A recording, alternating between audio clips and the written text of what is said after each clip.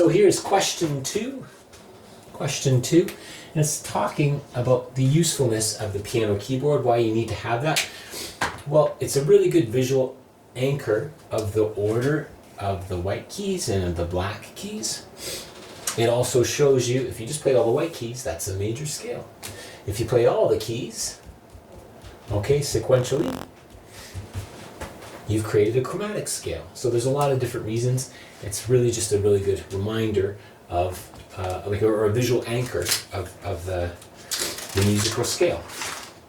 Okay, so it asks us about tones and semitones. On final exam, I would suggest keeping this out. You can rip this page right off, and you can use it as a reference throughout the exam. All right, so let's get to question 3 now. It's asking us about tones and semitones. So I'm trying to make sure I have the right exam for you guys here. Here it is. Yeah, so it asks G to A. Now before we do that, we're going to go back to the piano keyboard, and I want you to notice something here. There's a pattern, okay, of the notes. When we're going higher, the next highest note would be actually this note right here. Okay, so it kind of makes a pattern, a zigzag pattern. And each of those smallest steps you can take are called semitones. Okay, so from here to here is a semitone, from here to here is a semitone, and then from E to F is a semitone. All right, so let's look at the third question, sorry. First part, G to A. If we go to our piano keyboard, we have G. We'd have to go to this note in between, so there's another semitone. Then we land on A. So the first question would be T for tone. All right, B flat to C. There's our B flat.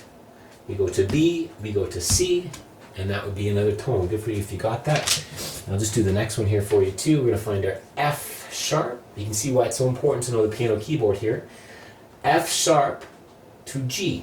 So we go from here to here. There's nothing in between that. Okay, so that's the smallest step you can take in the Western musical language. So that's a semitone, and you would just put ST.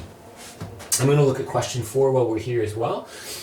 Same kind of concept. This time, instead of using the letter names, you have to be able to name the notes here. All right.